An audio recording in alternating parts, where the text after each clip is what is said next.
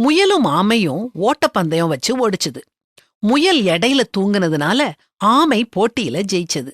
இதுல இருந்து நாம படிக்கிற பாடம் என்னன்னா, நிதானமா நாம முயற்சி செஞ்சோம்னா வெற்றி நிச்சயம். இப்படித்தான் சின்ன வயசுல நமக்கு சொல்லி கொடுத்தாங்க. ஆனா கதை இதோட முடியல. மறுபடியும் ஓட்டப்பந்தயம் நடந்துச்சு. இந்த தடவை முயல் தூங்கல.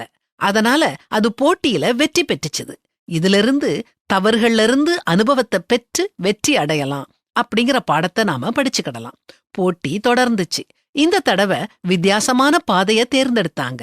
முயலும் ஆமையும் ஆறு வழியா ஓடணும். ஆமை எளிதா ஆற்ற கடந்து போட்டிய வென்றுச்சு.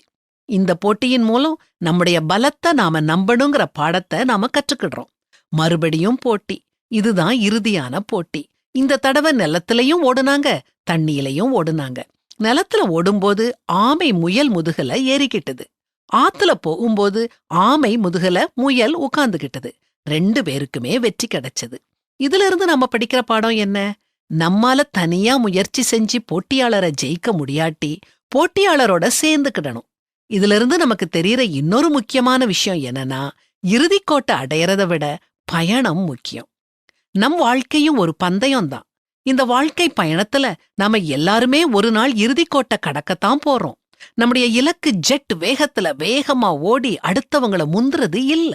சகிப்புத்தன்மையோட, நம்பிக்கையோட எதிர்வரும் தடைகளை, சவால்களை எதிர்கொள்ளணும். ஆமாங்க, இதத்தான் பரிசுத்த வேதாகமமும் சொல்லுது. பாரமான யாவற்றையும் நம்மை சுற்றி நெருங்கி நிற்கிற பாவத்தையும் தள்ளிவிட்டு விசுவாசத்தை துவக்குகிறவரும் முடிக்கிறவருமாயிருக்கிற இயேசுவை நோக்கி நமக்கு நியமித்திருக்கிற ஓட்டத்தில் பொறுமையோடே ஓடக்கடவோம்.